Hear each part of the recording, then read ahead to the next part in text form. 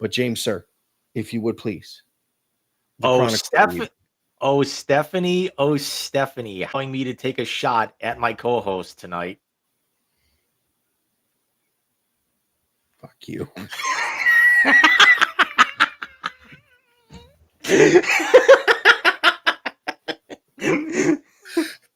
Full disclosure.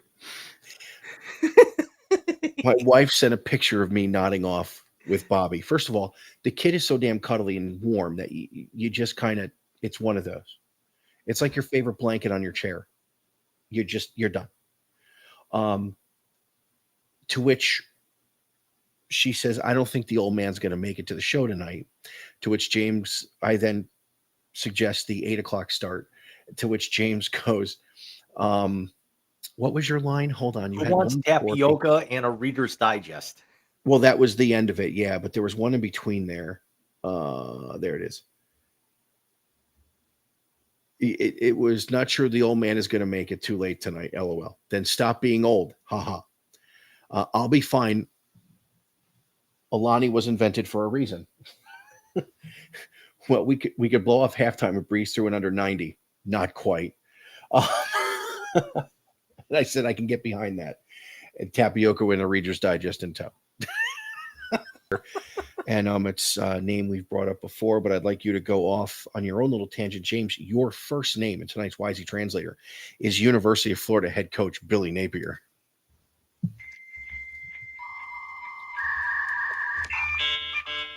You gave him to me towards the end of last season, and you know what's changed in the last, 8 months?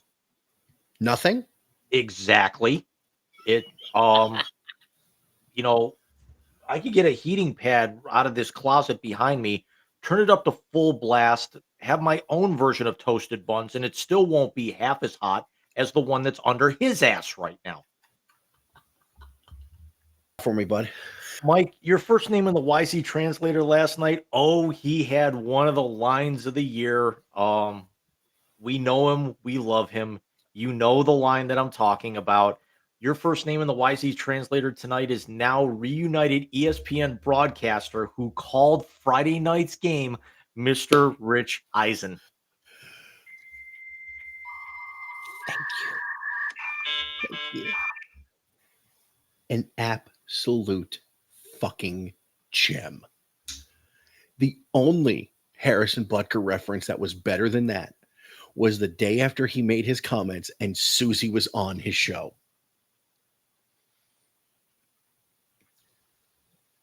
Just that was you know what? I almost gave you Rich for the second name, but when he said and Butker is wide right, you're like, oh, Rich, we're still throwing haymakers at Harrison Butker now, aren't we? Yeah, that was a shit kick that he missed too. Yeah. He's usually automatic from there. That was terrible. But James, along those lines, I will give you your second and final name in tonight's Wisey Translator, but it's not such a name. It is more a thing that happened attached to that game. And I would like you to please, for your second part of the Wisey Translator, critique Travis Kelce's impersonation of Patrick Mahomes.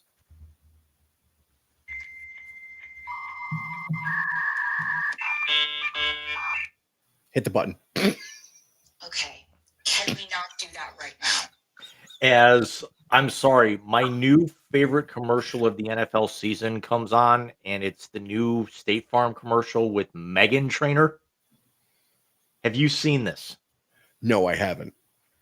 Okay, part of my answer, and I am going to leave this in. I'm going to find the video, and my answer for the Wisey Translator, Michael, is going to be your reaction to this commercial. How bad is it that that's Super Bowl caliber in the first week of the season? Listen, Jake from State Farm and Patrick Mahomes just continue to bring it. Personally, the discount double check guy is still one of my favorites. even though we hate the guy that's associated with it. But yeah, it's good on Megan Trainor for still milking as much as she can out of that song, and also, looking that good this late into her career. Not for nothing, but for Mahomes going along with that, and also that doesn't go on your arm. No, it doesn't.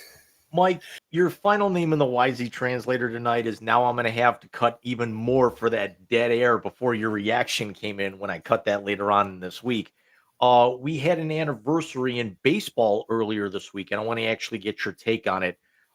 Your second and final name as we close out tonight's show is the Iron Man, Cal Ripken Jr., and his 30-year anniversary of breaking the streak.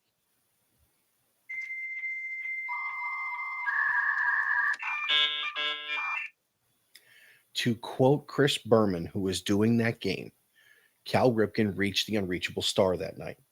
And I can honestly tell you that is the first time in my life I ever prayed for rain to stop a baseball game. And do we know why? Because the very next night, 30 years ago tomorrow, the Baltimore Orioles played in Cleveland the night the Cleveland Indians won their first ever division title. I was at 2132. If it would have rained in Baltimore, could you have imagined the night in Cleveland? 2131, and the Indians win their first ever division title.